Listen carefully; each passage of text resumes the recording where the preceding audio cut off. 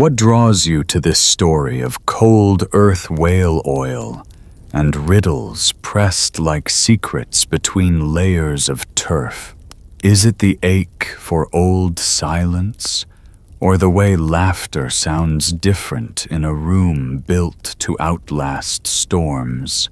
Tonight, we step barefoot across a fur-lined wooden floor in a longhouse pressed against the wind on a Greenlandic bluff. A kettle murmurs with sour milk. A grandmother sharpens her tongue with a cheese riddle that could curdle the bravest heart. You slip quietly inside, blinking away the salt tang of sea and smoke.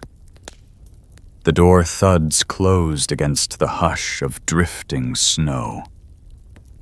Here inside these thick turf walls, warmth is measured not just in degrees, but in small acts. A fur tossed over tired shoulders, a bowl filled with yesterday's barley, a single oil lamp glowing in the corner like the eye of an ancient sea creature. There is a low, slow rhythm to everything. The creak of the timbers, the sigh of wind through moss-chinked cracks, the gentle mutterings of kin, who know each other too well, or perhaps not well enough. You may think you're safe, unless you know the answer to what's white sharp and hides in straw. Hint it's not the neighbor's missing sheep. So before you get comfortable, take a moment to like the video and subscribe, but only if you genuinely enjoy what I do here. Where are you listening from tonight? And what time is it in your part of the world? The old ones would want to know, so they could guess whether your sun has set, or whether you're just waiting for a long dusk to end. Now dim the lights, maybe turn on a fan for that soft background hum, and let's ease into tonight's journey together. You move through the dusk-lit room, noticing how the whole house seems to curl inward, a beast built for the Arctic night. Turf walls 3 feet thick, cut from frozen earth, layered with sod and the occasional driftwood plank. The longhouse presses its back to the wind, sheltering a huddle of bodies and secrets. The air is heavy with the smell of old wool, sour milk, and a hint of moss, an indoor landscape half meadow, half barn. In the center, a long, low hearth smokes gently, giving the ceiling beams a glossy, tar-dark shine. Whale oil lamps sputter and flicker, painting everyone in a shivery gold. You find your place on a creaking bench, wool socks tickling against a reindeer hide, while outside the world is buried under the softest, most pitiless snow. A bowl passes from hand to hand, thick with curds, sharp with the tang of skyr. Grandmother narrows her eyes, whispering the first riddle of the evening. White, sharp, and hiding in straw, what am I? The children giggle behind their mittens, but no one answers too quickly. Riddles are serious business here. The more nonsense in the question, the greater the glory in the answer. Folk wisdom says it sharpens the mind, but some scholars still debate whether these games served as covert teaching tools or just another excuse to pass the endless, restless hours. As the night deepens, you realize the silence here is not empty, but layered, woven with old stories. The hush of snow on turf, the soft thud of boots against wood. You wonder for a drowsy moment how many nights have begun just like this. A question, a joke, a bowl of sour milk, and a slow settling into warmth. And if you listen closely, you might even hear the faintest riddle in the wind outside. What do you call a roof that leaks on sunny days, but keeps you dry when the world is white? Hint every roof in Greenland. You wake to a hush more profound than sleep, pressed beneath layers of wool and reindeer fur, feeling the slow heartbeat of the turf longhouse around you. The wind outside is a distant memory. Inside, the walls breathe with a soft, mossy warmth. You press a palm to the side of the longhouse and feel its gentle resistance, springy, cold, alive. The house is not just built. It's grown coaxed from the land, coaxed into shape by hands both clever and chapped. This is no simple shelter. Each turf wall is a labor of necessity and invention.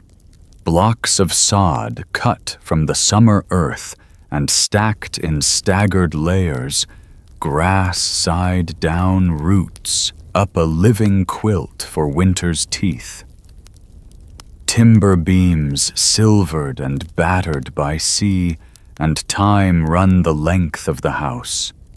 Some were carried here across ice-choked waters, and others scavenged from shipwrecks or distant driftwood hauls. Scholars love to debate whether enough wood truly washed up to build these homes, or if every longhouse was a quiet act of defiance against Greenland's treeless horizon. You pass your fingers along a groove in the wood here, a childish scratch. There a whorl worn smooth by generations.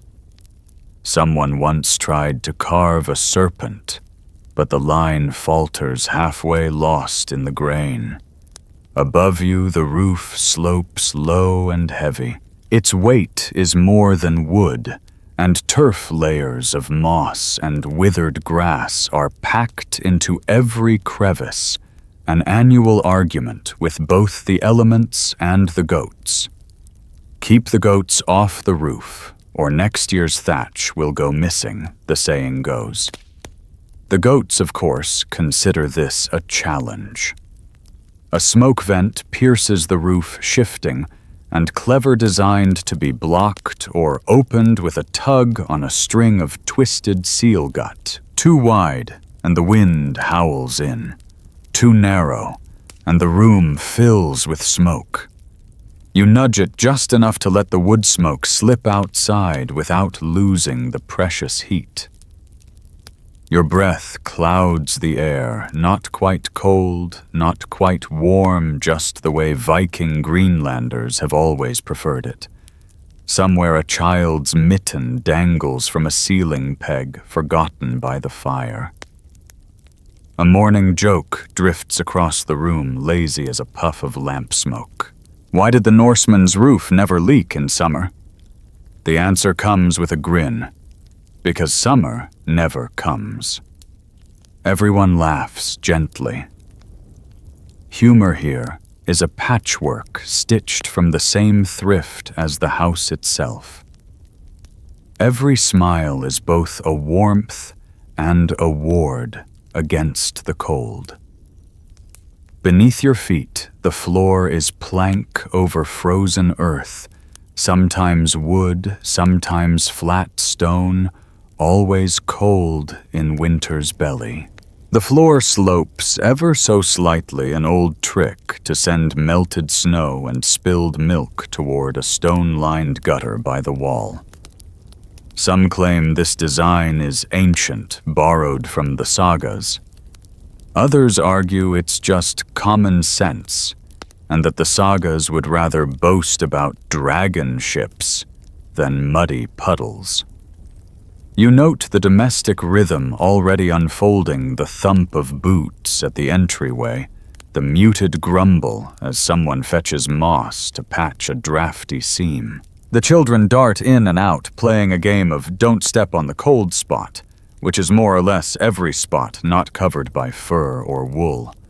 Grandmother settles by the hearth needle in hand, humming a lullaby that's half blessing, half riddle.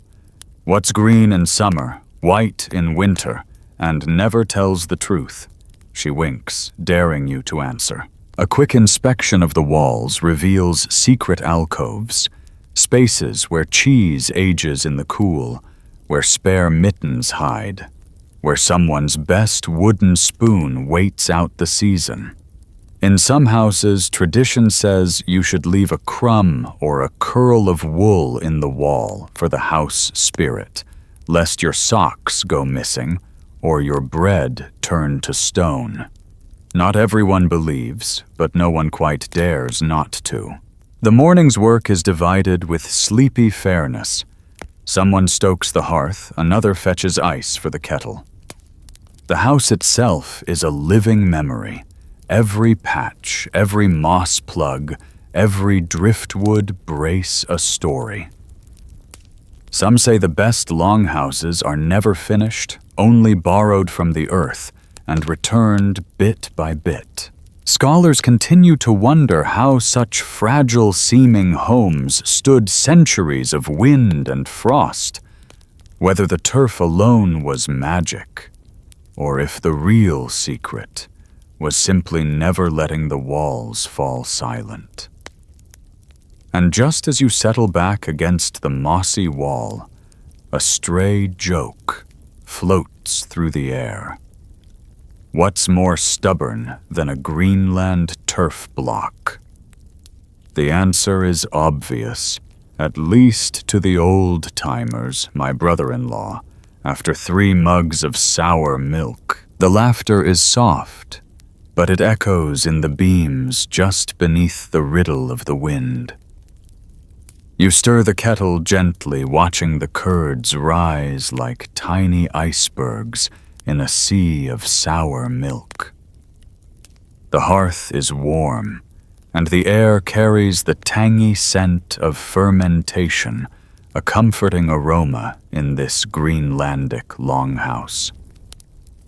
The process is familiar, passed down through generations, milk left to sour naturally, then gently heated to separate curds from whey. The curds are collected, pressed, and salted, transforming into a cheese that will sustain the household through the long winter months. In the corner, a wooden barrel holds skyr, a thick, yogurt-like dairy product made from skimmed milk. It's cultured with lactic acid bacteria and coagulated with rennet, then strained to remove the whey. The result is a protein-rich food that can be stored for extended periods, making it ideal for the harsh Greenlandic climate. Skyr is versatile, eaten plain, mixed with berries or thinned with water to create a drinkable consistency. Children gather around, eager for a taste. One dips a wooden spoon into the skyr, then pauses. "What's white sour and hides in a barrel?" he asks with a grin. Laughter fills the room as everyone guesses the warmth of the hearth mirrored in their camaraderie. The whey known as mysa is not wasted. It's stored in wooden vats and used to preserve meats and other foods, its acidity preventing spoilage. Some scholars debate the extent of its use, but its presence in the household is undeniable, a testament to the resourcefulness of these settlers. A grandmother sits by the fire, knitting and humming a tune. She recalls a time when the cheese turned blue, a result of unintended mold. "We called it sky cheese," she says with a chuckle. It tasted like the sky, unpredictable and a bit wild. The room erupts in gentle laughter, the story adding another layer to the rich tapestry of their daily life. As the evening progresses, the longhouse settles into a rhythm. The skyr is stored away, the cheese pressed under stones, and the whey poured into barrels. The fire crackles softly, casting dancing shadows on the turf walls. Outside, the wind howls, but inside the warmth of shared stories and preserved sustenance offers comfort. You sip a bowl of sour milk, its tangy flavor, a reminder of the ingenuity and resilience of these Viking settlers. The taste is sharp, but not unpleasant, a testament to a culture that has learned to thrive in harmony with its environment. The hearth crackles softly as the longhouse settles into the embrace of winter night. Shadows dance on turf walls, and the air is thick with the scent of wood smoke and sour milk. Children gather around, their eyes wide with anticipation, as the elders prepare to share the riddles that have been passed down through generations. A grandmother leans forward, her voice barely above a whisper. I am a silver snake. I have no home, so I must make one in the white rock. But I am chased away by the red river, and so I can never rest. What am I? The children giggle, their minds racing to unravel the metaphor. After a moment, one exclaims, a sword making a wound. Riddles like these are more than mere entertainment. They are vessels of cultural wisdom, teaching children about the world through metaphor and allegory. The Norse tradition of riddling, known as gatur, was a cherished pastime, especially during the long, dark winters. These riddles often involved wordplay metaphors and symbolism, reflecting the importance of storytelling and oral tradition in Viking life. As the night deepens, the riddles become more complex, challenging even the adults. What has one eye but cannot see, an elder asks. A child ponders before responding. A needle. The room erupts in applause, the warmth of shared knowledge enveloping everyone. These riddles serve multiple purposes. They entertain, educate, and strengthen communal bonds. They are a testament to the Norse people's appreciation for language and wit, showcasing their creativity and intelligence. In the flickering lamplight, the children take turns posing their own riddles, their confidence growing with each correct answer. A boy asks, "What runs around the whole yard without moving?" The answer, "A fence," elicits laughter and nods of approval. The tradition of riddling is not confined to the longhouse.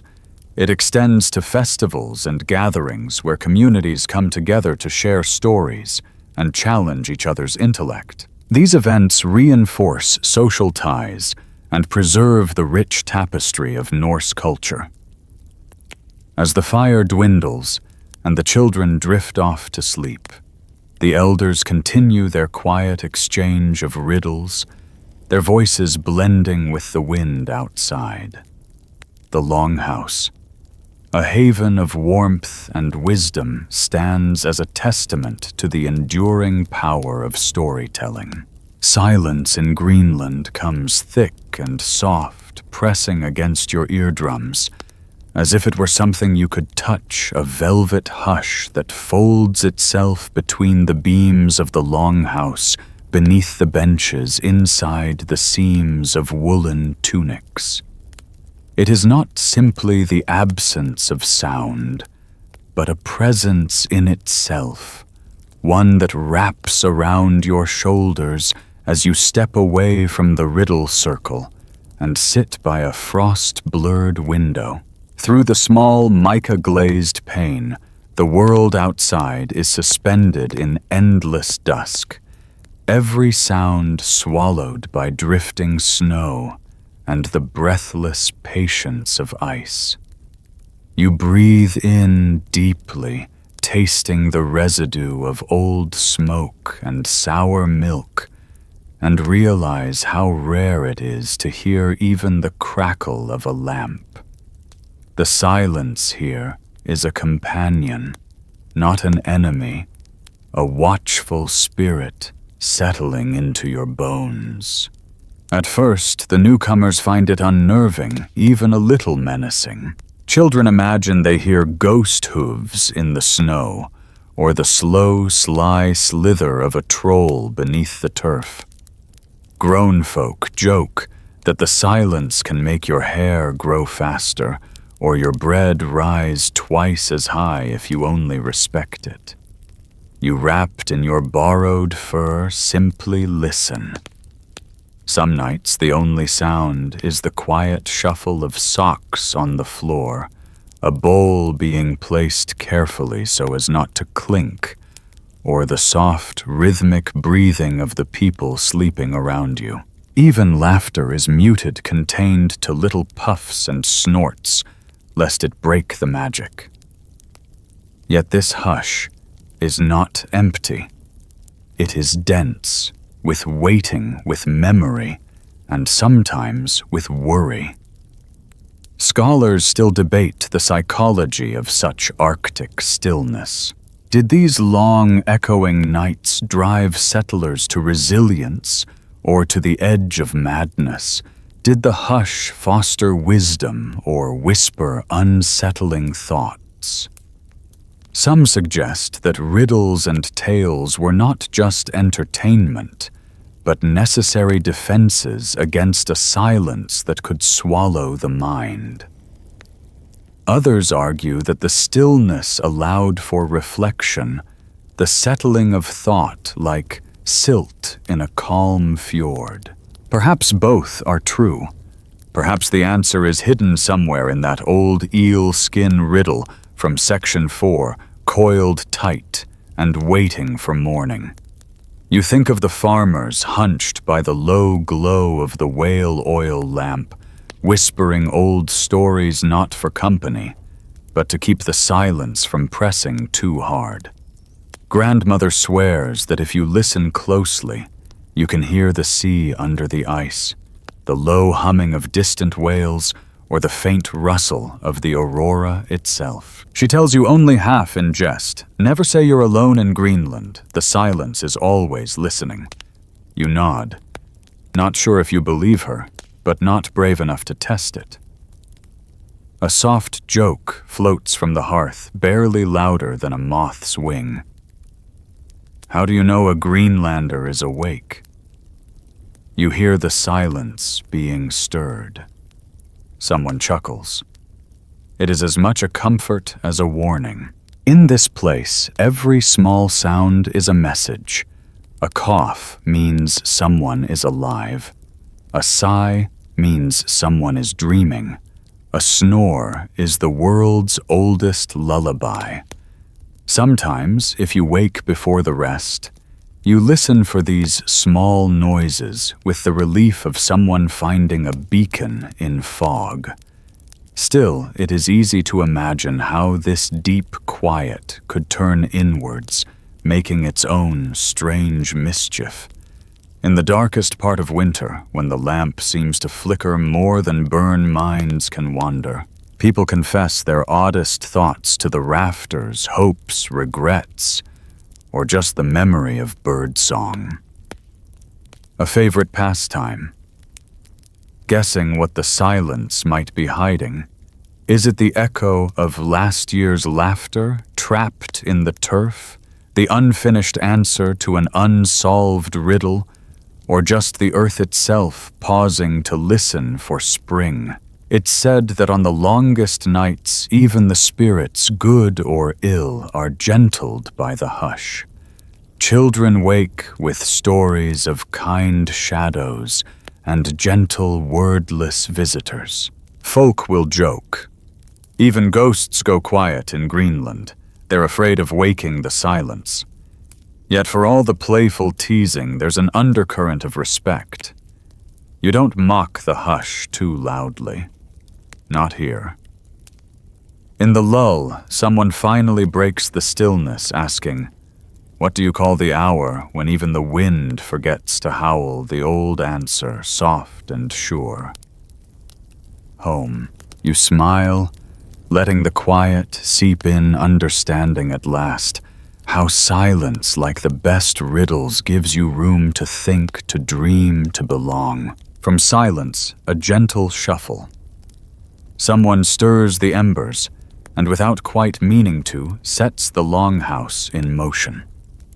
It is not a clamor, but a ripple, the measured thud of wooden ladles, the hush-hush of woolen sleeves brushing past the slow music of barley poured from a sack.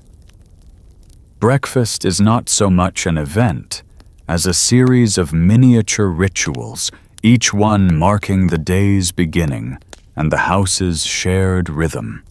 You sit on your heels, hands wrapped around a warm wooden bowl. Inside barley, porridge swirls with bits of dried fish and cheese, a meal as humble as it is essential.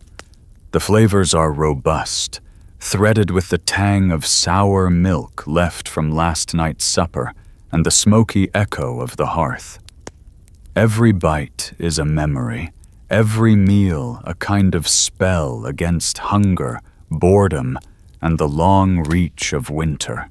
There's a superstition here: if you spill barley, you must toss a crumb into the hearth for the kitchen spirits, just a nod, a tiny bribe to keep the day turning smoothly. You do so quietly, feeling both foolish and oddly reassured, like a child sneaking a glance at the door for trolls. Some say the spirits prefer cheese. Others argue that even a drop of old whey will do if offered with a whispered thank you. Scholars have written letters debating whether such rituals were true belief or playful habit. But in this hush, you sense it's something softer habit, tangled up with hope. Across the table, a father and son negotiate over the last crust of yesterday's bread. The boy grins, clutching his prize, and offers a bargain, a riddle for a bite. The father agrees. What's brown flat and disappears at dawn? The answer is quick. Your patience. Laughter rolls gently along the table's edge, a little brighter than before. The meal, like the riddle, is as much about company as sustenance. Every item on the table is chosen with care and thrift. Butter, if you're lucky. Sour cheese almost always. Sometimes a rare treat, preserved berries from the brief, mad summer. These flavors echo the land itself, sharp, fleeting, tough.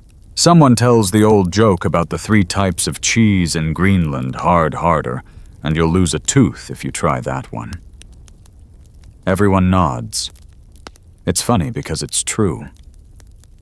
You glance at the crockery soapstone and wood, each piece worn smooth by years of use. No fancy plates here, just what's needed, what endures. Grandmother spoons out a dollop of skyr, the edges curled and glossy. She says, half in jest, eat skyr in the morning, and you'll see the sun if the sun remembers to rise. The children groan, but they eat anyway, savoring each creamy bite. The meal is punctuated by these gentle negotiations: who gets the softest cheese, who cleans the bowls, who must fetch water from the stream. There is no rush. You watch as the work unfolds in patient steps, a little cleaning, a little laughing, the day built in quiet increments. Even the goats outside seem to sense the pace waiting at the door, steaming in the morning chill. In the corner, the house cat stretches and yawns, clearly unconcerned with human affairs. There's a rumor that a cat's purr brings luck to the butter churn. Or maybe that's just an excuse to let the cat nap by the warmest spot. Either way, you accept it after all. Why question what keeps the milk sweet and the spirits friendly? Sometimes a guest arrives an aunt from down the ridge, or a neighbor with a gossip basket. The etiquette is clear. Always offer a taste, and always listen for a new riddle. These visits brighten the day, making the house feel less like a ship stranded on ice and more like a harbor.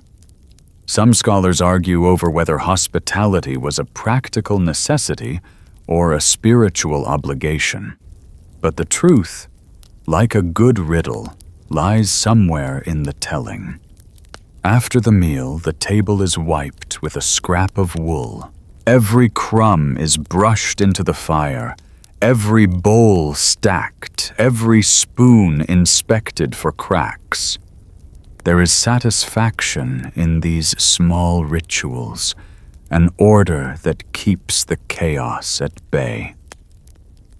You feel it, a slow, steady pulse beneath the noise and the silence, the heart of the house beating in time with its people.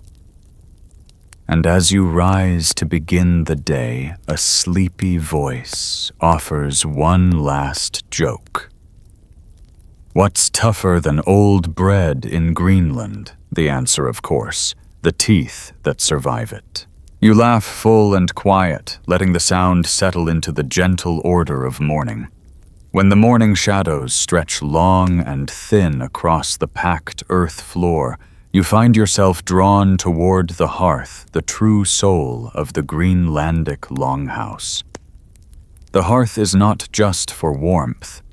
It is the memory keeper, the storyteller, and the ever-watchful eye of the house. Here, with the old kettle simmering on its tripod, and a curl of smoke twisting up through the moss-thick roof vent, you sense the presence of those who came before. The air is thick with the scent of burning whale oil, seal blubber, and dried driftwood. Each fuel is precious, husbanded carefully, and each with its own personality. Whale oil smokes, but burns bright, seal blubber flickers, and sometimes spits driftwood is rare and celebrated a whisper of distant forests. Even the embers seem to remember old stories glowing with the weight of generations.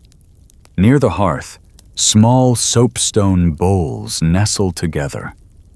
You lift one smooth worn a shape your palm recognizes before your eyes do.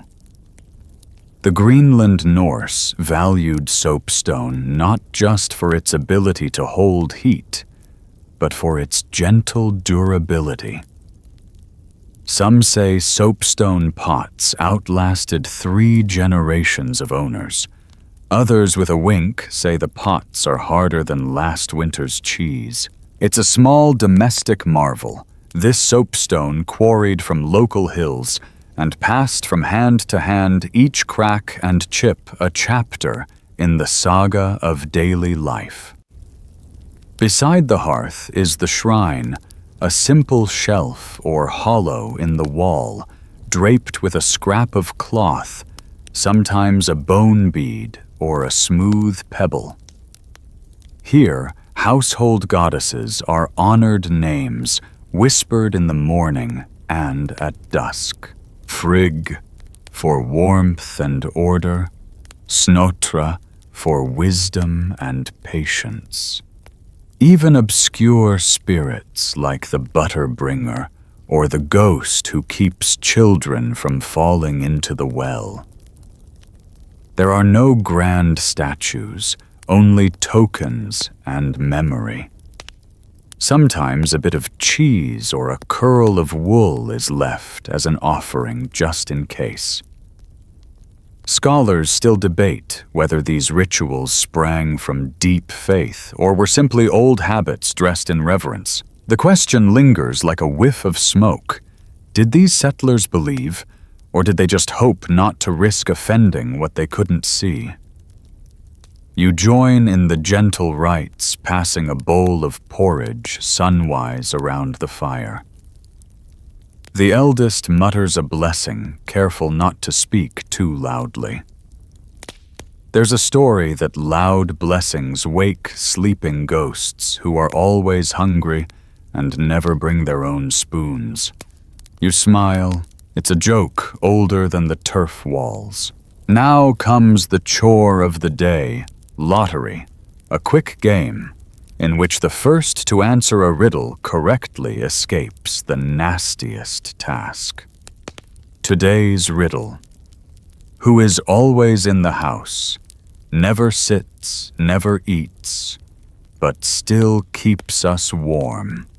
The answer: the fire, earns its clever solver a reprieve from hauling icy water.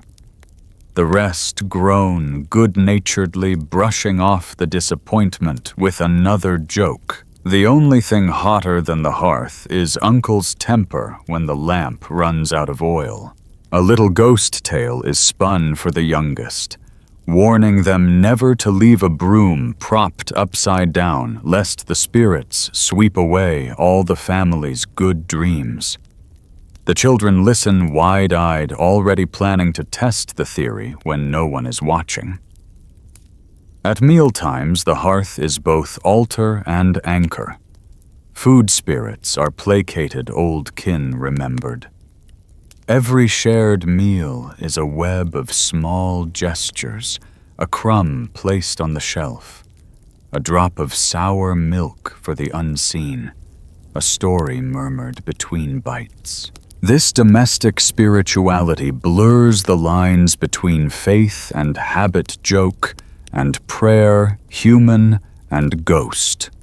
The room settles into a warm lull. The flames flicker, casting long, soft shadows, shadows that seem to breathe and stretch, hinting at both the visible and the hidden. You watch as a grandmother, smiling slyly, whispers to the fire, "Keep the spirits happy, and the cheese won't squeak." It's a sleepy old saying, but no one doubts its power. Perhaps in this world, faith is just another kind of hope, a hope that the lamp won't sputter out before the long night is over. You tilt your head back, tracing the gentle arch of the longhouse roof, thick with a living quilt of moss grass and stubborn weeds. Up here, high above the laughter and the riddle games, the world is quieter still. The rafters are heavy with history, and 1,000 small secrets are wedged among the roots. Some say you can tell a family's fortunes by how green their roof is come summer, though no one ever says whether a mossy roof brings luck or just leaks. The roof is its own saga, driftwood beams lashed together, hauled from far-off coasts, or rescued from shipwrecks after long, hungry winters. Each beam is a survivor, its grain warped by salt and wind, its surface nicked by the tools of a dozen hands. The gaps are filled with tufts of moss prized for its softness and its uncanny ability to keep out the cold. Children are often sent on moss-gathering missions when the sun sits low in the sky. They come home green-stained and triumphant, arms full of what scholars call nature's insulation, and what mothers call a good excuse for muddy boots in the kitchen. As you climb the narrow ladder into the eaves, the temperature drops, and your breath comes out in little clouds. From here, the longhouse's logic reveals itself: thick turf piled on a sloping pitch moss, wedged into every crevice, smoke-blackened beams above your head. You run a finger along a fat seam of moss and wonder if it's older than you. There's an old joke. If you find a hat in the rafters, it's either from last winter's storm or last winter's ghost. Either way, best to leave it alone. Ventilation is a careful business. A small smoke vent controlled by a tug on a braided rope lets the wood smoke slip out while keeping most of the warmth in. Not too wide, not too narrow. Some say the art of venting is as important as the art of riddle-telling too much smoke, and you can't see your hand. Too little, and you freeze before the barley's cooked. You recall the clever trick from Section 2, a bit of moss stuffed hastily in a drafty seam, a patch of sealskin pegged across a stubborn leak. Everyone claims their method is best. Some scholars debate if these houses grew warmer as families learned better tricks, or if they simply got used to living alongside the cold. You pause, listening. There's a familiar pitter-patter, a goat's soft hooves tiptoeing just above your head. Someone groans. The ancient struggle is renewed. How do you keep a goat off a roof built for walking? The answer delivered with a sigh. Build 2 roofs and let them choose. No one actually does, of course. Goats are persistent, roofs are irresistible, and every spring brings a new batch of shaggy troublemakers. A family council assembles in the rafters each autumn, checking for leaks, plugging gaps, and muttering over every soft spot. Old moss is replaced with fresh, and any signs of gnawed thatch are blamed on either the goats or last year's hungry house spirits. It's a ritual of patience, more laughter than complaint, more story than chore. Someone finds a feather in the moss and jokes, "Proof our roof is favored by the wind's own chickens." The children giggle, repeating the phrase until it turns into a tongue twister. Some nights the wind scours the roof, howling for entry. You listen wrapped in seal fur, marveling at the way the house hunkers down, shrinking into itself. In the dead of winter, the moss and turf hold tight, keeping in what warmth they can. Sometimes the snow drifts so high that only the smoke gives away the house beneath. In these moments you understand the old saying, if the moss is green in January, the spirits are still watching. And always there is a final inspection before the cold settles for good. A mitten or two gets lost. A riddle is whispered about who must climb the ladder next, and the roof, patched, stuffed, and thoroughly joked about, is left to brave another season. Remember, someone says, if the roof stays up, so do we. Sunlight slips through a sliver in the turf roof, tracing bright patterns on the floor where small feet dart and tumble. Childhood in the Greenland longhouse is a wild blend of wool socks, sealskin mittens, and patient, silent observation. You watch as the youngest toddle over the patched furs, their laughter muffled by layers of cloth and the thick, ever-watchful hush of winter. There's mischief in their eyes, but also a slow wisdom, one that comes from living inside stories, songs, and above all, riddles long before words are fully learned. A toddler drags a battered wooden spoon, making a parade of household spirits across the floor.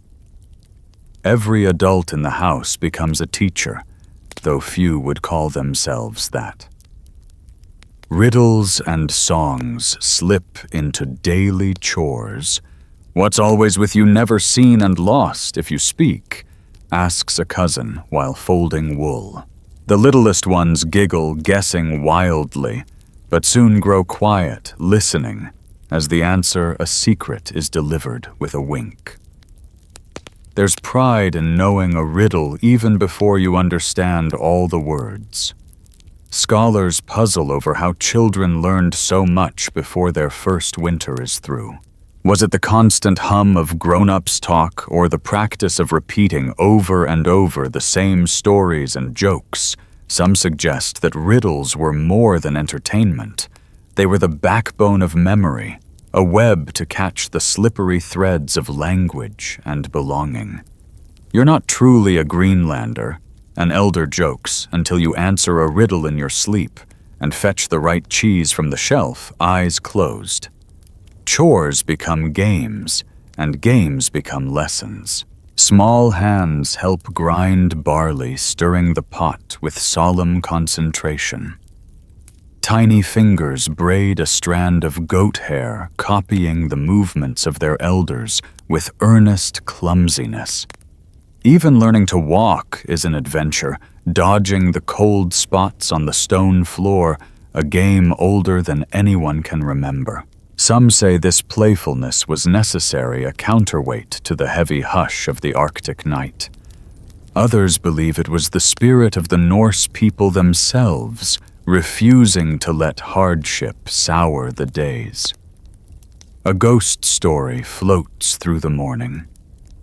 Careful near the door after sunset, a grandmother warns her voice just above a whisper. There's a little spirit who loves to untie shoelaces. He never takes the shoes, just the knots. The children glance nervously at their feet, some tying and retying laces, some bravely unafraid. The grown-ups exchange knowing glances. That spirit's been working overtime on me, one father sighs as his boot thuds off unexpectedly. Laughter swirls up into the rafters. There's comfort in routine, the same bowl of porridge, the same story told 3 ways before noon, the same riddle swapped with every new chore. Children learn that answers matter, but questions matter more. If you don't know the answer, a mother says, make one up. Sometimes the house spirits like surprises. It's a joke, but not entirely. Creativity is as valued as correctness in this world, and a clever answer might just earn an extra chunk of cheese. A child's job is to listen, to watch, to remember, and to take risks. It is considered a mark of courage to volunteer the first answer to a riddle, or to walk the shadowy length of the longhouse at dusk. Even mistakes are celebrated. A spectacularly wrong answer gets more applause than silence ever would. What's lighter than snow and heavier than sorrow? The answer, a secret again, is wrong, but so satisfyingly wrong that even the grandmother has to laugh. Scholars still debate whether these early lessons bred toughness or tenderness, whether the silence in the longhouse made children more reflective or simply more patient. Did all these riddles sharpen minds, or just help pass the endless half-lit hours? Perhaps the truth is both, tangled up like sealskin thongs and snow-soggy wool. You can almost hear a callback to that green in summer, white in winter riddle from Section 2, floating like a feather on the morning air. By dusk, the children are drowsy, curled in piles of furs, their minds busy with half-remembered questions, and the comfort of belonging. One last riddle. What sleeps with its eyes open and dreams of spring slips through the quiet, and no one bothers to answer. The question itself is enough. The cold has a way of sharpening patience here, drawing out the day in long, slow stretches as you step into the pale light of a Greenland morning. The longhouse exhales behind you. Inside, woolen figures drift and stir, but outside is a world of frost-bitten soil, brittle grass, and sheep huddled close for warmth, all held beneath the silent gaze of a sky too vast to ever belong to one heart alone. You wrap your fur cloak tighter and squint at the stubbled field, where barley strains against the sting of wind.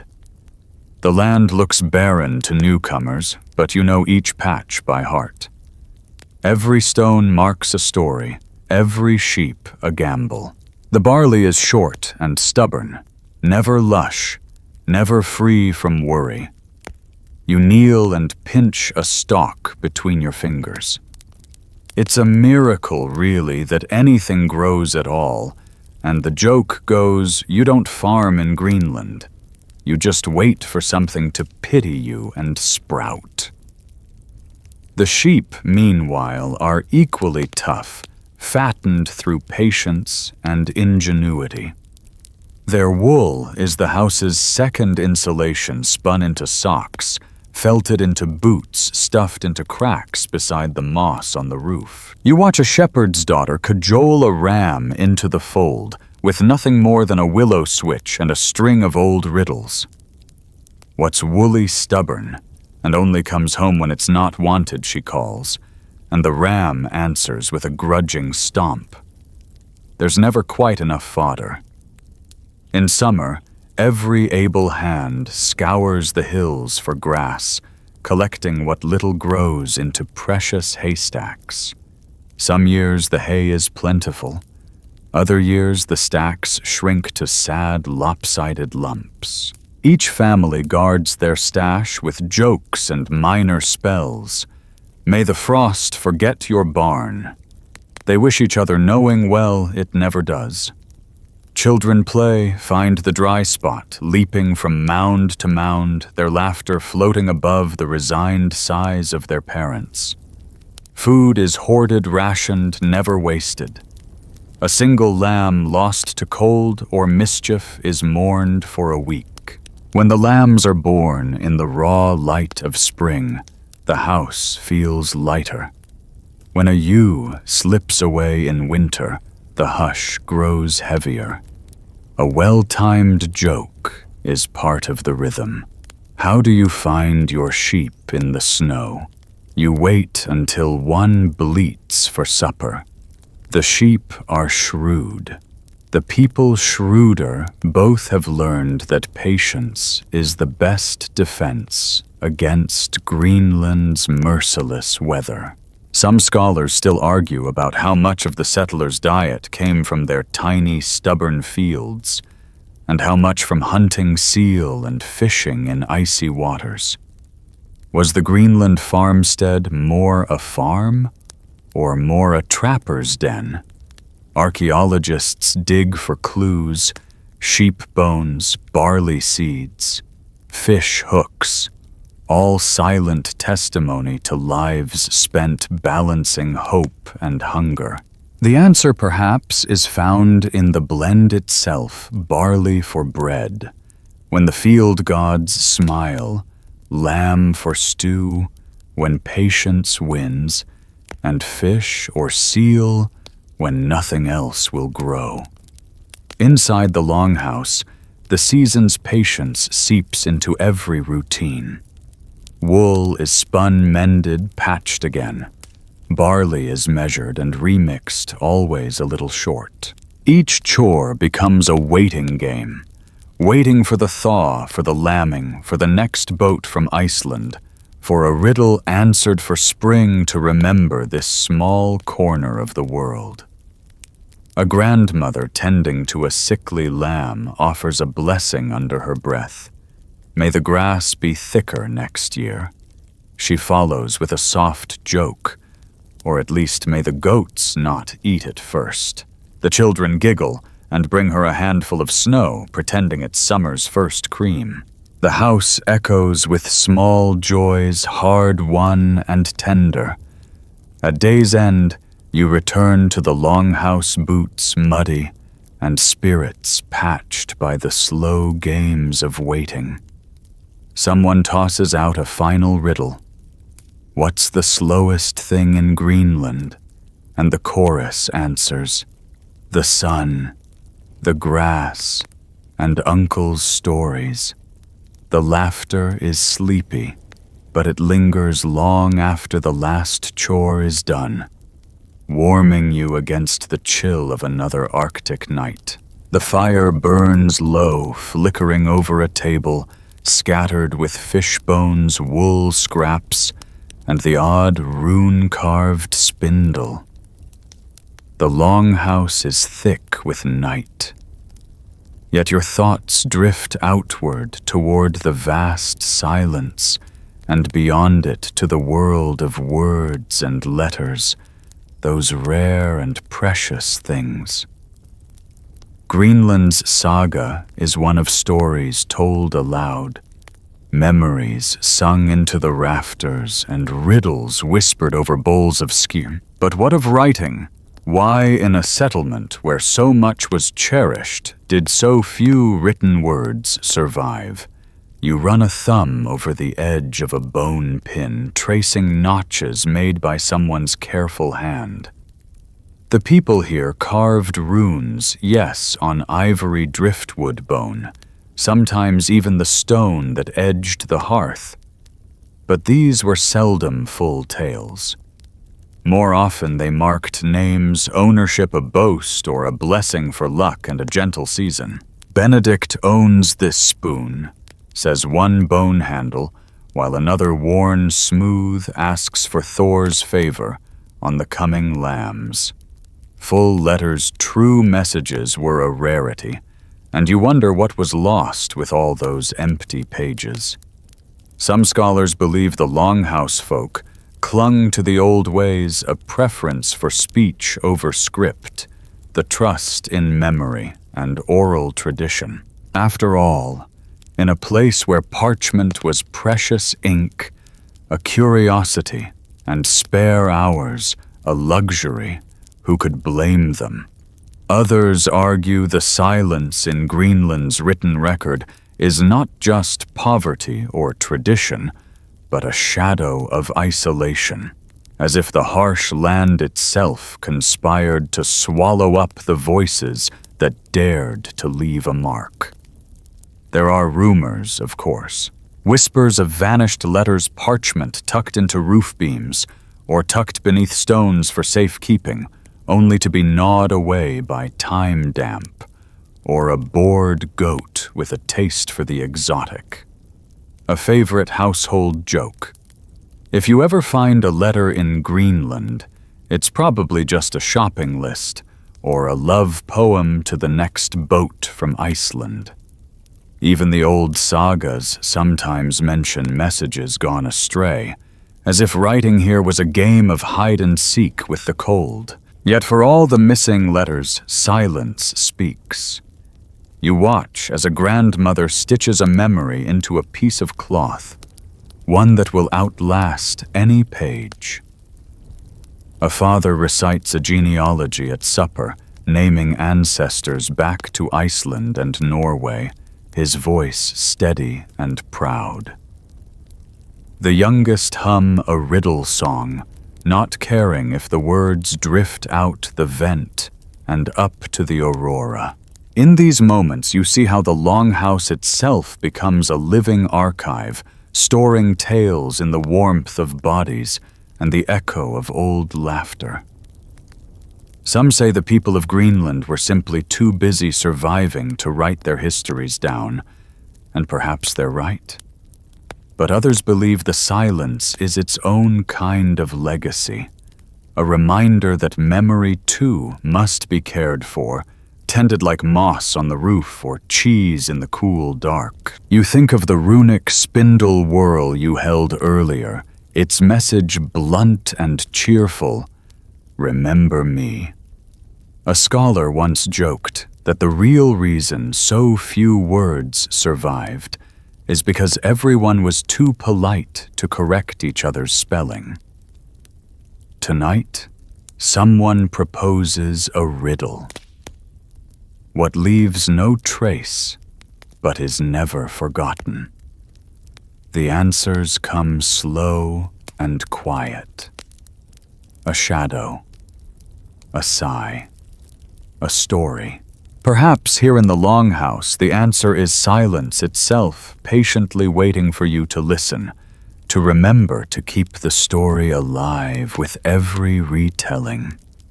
As the lamps gutter and the house slips into sleep, you lie back and listen to the hush, feeling the weight of all that's been said and all that's been left unsaid, gently settling in around you. The night is deep, but the heart of the house glows an amber halo thrown by whale oil lamps flickering and restless painting everyone's faces with a shivering gold. You sit close, grateful for the faint warmth and the sense of connection each lamp brings. There is something hypnotic in the way the whale oil flame leans and bows with each draft, as if it were breathing the same cold air as you. The lamp itself is a small marvel, a carved basin of soapstone, shallow and wide, filled with precious oil rendered from the blubber of great beasts hunted at the edge of the world. A moss or twisted woolen wick soaks up the oil and feeds the flame. Every house treasures these lamps, passing them down like family secrets, because they are both fragile and enduring. Some are plain, others incised with runes or swirling animal shapes, little flashes of artistry in a world where every object must earn its keep. Tonight, a boy argues with his sister over who will trim the wick. "Let me, or I'll tell the spirits you burned the stew last week," he hisses. She laughs, but hands him the knife, a small nod to the seriousness of lamp tending. The flame steadies the quarrel, melts into a joke. Whoever puts out the lamp gets the cold spot by the door. It's a well-worn threat, one that draws sleepy smiles all around. Soapstone pots hang over the fire, simmering with whatever the day's luck has brought. Barley fish, dried bits of lamb, a precious sliver of summer's berries. Soapstone is valued for its steady, gentle heat. It neither scorches nor chills, and with care will last as long as the hands that cook with it. The eldest in the house runs her thumb along a crack in the pot, recalling the story of how it split in the great freeze 3 winters past, and was mended with wire and a blessing. Scholars like to debate whether soapstone cookware made life easier or simply made cooks more inventive, as repairs became part of the culinary tradition. Near the hearth, the play of light and shadow brings the longhouse to life. The youngest make shadow animals on the wall, reindeer fox, a very wobbly whale. Each shape is met with quiet applause and a joke or two about the legendary Greenlandic chicken, a shadow no one has ever actually seen, but everyone claims to have made.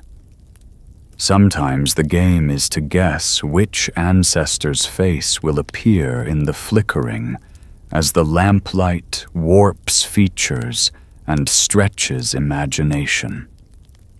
If you see Uncle Knut's nose in the smoke, tell him supper's ready, someone whispers, and the room fills with a gentle ripple of laughter.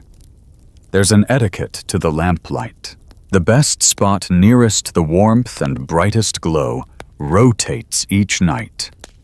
No one claims it 2 nights running, and even the cat seems to understand curling in the shadows until her turn comes.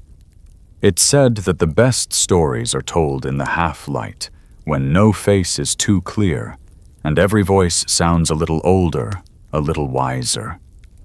Some nights the stories last until the lamp gutters, and the wick curls into blackness. A scholar might ask if the ritual of lamp tending and shadow watching was a way to cope with the endless dark, or simply a way to bring the family close. Did the glow of soapstone and whale oil bind the house together, or merely make the world feel a bit less lonely? The question lingers unanswered, as so many do here, caught between necessity and tradition, between the light and the darkness just beyond the door. You settle into the circle, cradling a bowl in your lap, watching the shadows sway. There's time for one more gentle joke. Why did the lamp get all the stories?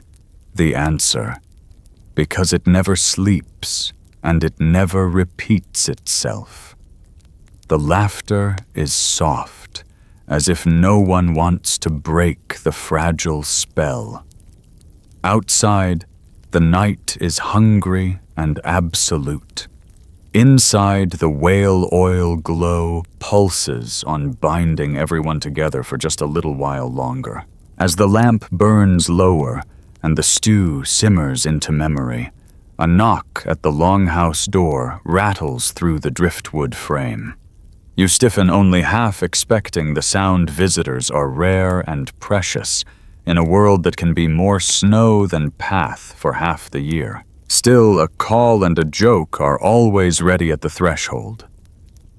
Is it a friend, a foe, or a sheep with complaints? Laughter bubbles up as the door swings open to reveal a neighbor, cheeks red from the cold, and arms loaded with gossip news, and if fortune is kind, a sack of last summer's dried fish. Visits are an event in Greenland's hush, a breaking of routine, as welcome as a burst of green in a winter field. You help shake the snow from the newcomer's cloak, ushering them into the soft circle of lamplight. Hospitality here is serious business, but never solemn.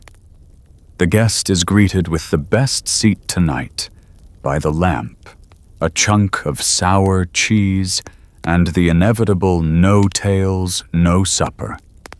The rules are clear: food and stories must flow, or the house spirits might sulk.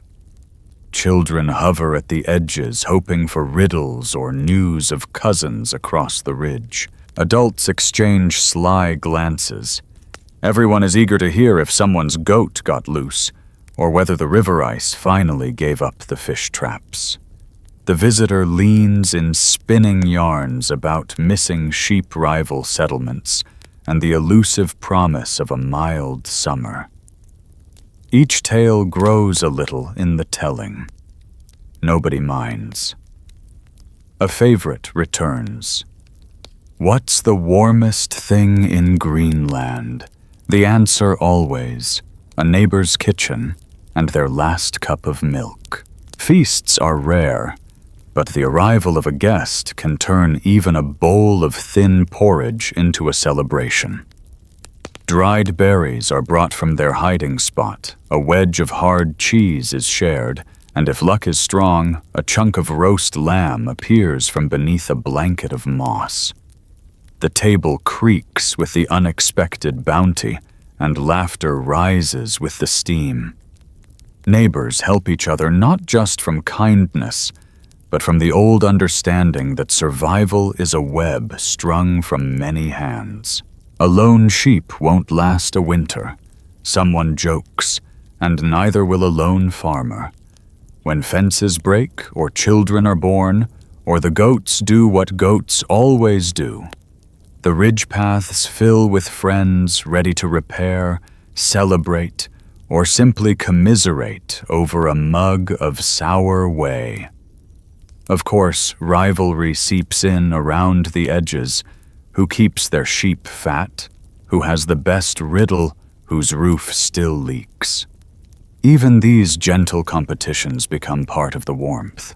Someone boasts about their cheese and is met with the time-honored reply, "If it's softer than my mother-in-law's heart, I'll eat my mitten." The room explodes in laughter, the guest grinning as they pass a chunk around for all to judge. Some scholars suggest that these visits were more than social. They were vital, a kind of living network that kept news goods and marriage prospects circulating even as the world outside froze solid. Others believe the exchange of riddles and feasts was as much about spirit as necessity. Who can say an elder muses if we gather for warmth or for wisdom? Perhaps both. The cold can teach you, but it can't make you laugh. As the visit winds down, the guest prepares to brave the dark again. They are loaded with small gifts, a ball of spun wool, a rind of cheese, and one new riddle, what never leaves the house but travels every night a-dreams. Goodbyes are drawn out the door held open a bit too long, as if to stretch the moment between warmth and the lonely crunch of snow outside. When the silence returns, it is softer, friendlier, as if filled with echoes of the evening's feasting and shared stories. You settle by the fire, feeling the bonds of kin and neighbor snug around you, ready to carry the house through whatever the night might bring. The wind whistles through the eaves, carrying with it snatches of old stories, and you find yourself drawn to the threshold of the longhouse, a narrow boundary where riddles and reality trade places. Here, the night is alive with drifting snow and the music of memory. It is said the best stories begin at the door, told in the hush before a journey, or the hush before sleep, and tonight is no different. It is no. You lean against the wood, feeling the pulse of warmth behind you, and the cool breath of the unknown before. Children gather at your feet, faces flickering in lamplight, eager for one more tale before their eyes fall shut. Someone starts with a riddle, a favorite from winter's depth. What is lost when you say its name? The answer, silence, draws sleepy grins and a ripple of knowing nods. Riddles are currency here, traded and adapted, their forms shifting like drifts outside. An old woman claims she knows 100, but admits she's forgotten half and made up the rest. A riddle grows better in the telling. Like bread left too close to the fire, she murmurs, and the children accept it as law. You remember earlier evenings and offer a callback. Who remembers the eel skin riddle from Section 4? A chorus of voices tries to recite it, laughter tumbling over the wrong words, but no one minds. These little imperfections are the true shape of memory. The way stories blend, change, become a part of everyone who listens. The old ones wink, knowing that sometimes the riddle matters less than the warmth it brings. Beyond the door, the wind asks its own questions. Some say it's the spirit of an ancestor, wandering between the farms, checking fences, and whispering advice. Others argue it's just the weather's way of joining the conversation. You close your eyes and listen for the answers anyway, letting the world shrink to the crackle of ice and the low hum of voices at your back. Scholars still argue, did stories help settlers map the unknown, or simply help them forget how wide and dangerous the unknown could be? Was it the riddles told and retold on the stoop that kept the mind sharp and the loneliness at bay? Or was it simply that every long winter needs a thread to stitch the days together? Maybe the answer, like the best riddle, is always half hidden, waiting for another turn around the lamp. A tale drifts from the threshold, a memory of the first boat seen after 2 dark winters, a time when a seal wandered into the sheepfold and was mistaken for a wayward spirit. Each story comes with a moral, sometimes clear, sometimes as smudged as a snow-blown window. The wind knows every secret, but keeps none, an elder warns, and the children giggle, daring the wind to listen in. You ask for one last riddle before the night grows too deep. What's carried in silence, lost in laughter, and found again in dreams, no one answers right away. The room is content to let the question hang, shimmering with the possibility of a dozen truths. Maybe it's hope, someone whispers. Maybe it's tomorrow. Or perhaps it's simply the next story curled at the edge of darkness, waiting for a sleepy ear to catch it. With a final round of giggles and yawns, the children slip away to their furs. The door is barred, the wind sings to itself, and inside the longhouse, the old stories settle, never finished, never fully answered, always waiting for another winter's telling. The hush thickens lamplight, dimming into a gentle blur as the last of the children sink into their fur-wrapped dreams. You feel the longhouse shift from the riddle-bright edge of evening into the deeper quiet of the Greenlandic night. Every sound softens the creak of moss-packed beams, the faint burble of wind past turf, the nearly inaudible sigh of a hearth settling into embers. Even the cat-keeper of midnight secrets curls up with her nose tucked into her paws, content to let the world slip into stillness. You lie back, feeling the comforting press of seal skins and sheep's wool, their warmth a cocoon against the long cold. Around you breaths slow in unison, a symphony of sleep, broken only by the occasional snore that rises like a question, then fades before it can be answered. The lamplight glimmers on polished amber and worn wooden spoons, a constellation scattered across the night table, softening each shape until all becomes part of the dream. There's a tenderness to this final hush, a blessing stitched into every corner of the house. You can almost sense the stories curling into the rafters, hiding between roof moss and shadow, ready to unfurl again with the dawn. Someone murmurs in their sleep, perhaps finishing a riddle, or bargaining with a kitchen spirit for just one more loaf of bread. The scent of sour milk and sweet hay lingers, blending with the faint, elusive memory of summer berries and whale oil, a lullaby for the senses. A grandmother's voice, half dream, half prayer, drifts through the room. Keep the silence gentle and the hearth bright. Let the night spirits dream their own dreams. You almost expect the old joke. Just don't let the goats onto the roof and smile when someone mutters it even in sleep. Some scholars argue that it was the silence more than the cold, or the hardships that shaped these settlers, the discipline of listening to nothing and hearing everything. The unspoken fears, the longings, the quiet hope that tomorrow will come gentler than today.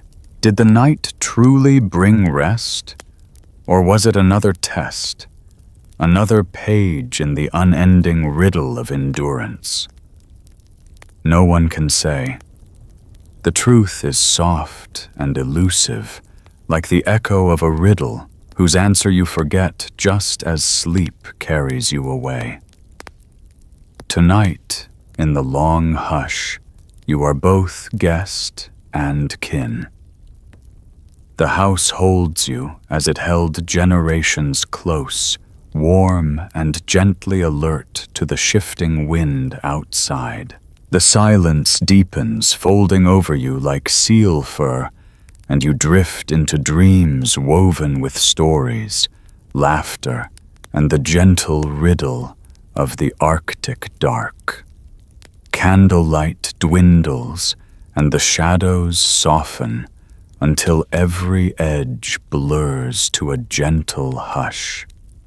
You nestle deeper beneath the weight of seal furs and wool, the world shrinking to a small, glowing circle of warmth and memory. The amber spoon beside your pillow catches a glint, a token of all the small treasures that fill these longhouse nights. A polished bone button, a bit of red yarn, the silent promise of another dawn. Outside, the Arctic night presses close, but within these walls there's only the rhythm of slow, even breaths and the faint lull of an old lullaby. Words half-remembered melody softened by the years. The hush is full now, not empty. It holds the riddle games, the smoke-swirled shadows, the soft arguments over cheese, the kind laughter spun from hardship and hope. You listen to the quiet, the deep, wise silence that guarded every story, every shared meal, every night spent beneath this living, breathing roof. Let the lamp's last glow linger, stretching into your sleep. Let the wind at the corners soothe you, a lull of snow and moss and gentle ghosts. Tomorrow's stories are already gathering, waiting for a new lamp, a new laugh, another question answered in the round glow of the hearth. But tonight you rest. The silence is your blanket, the stories your dream, and the hush outside your gentle companion. End of script. Sweet dreams.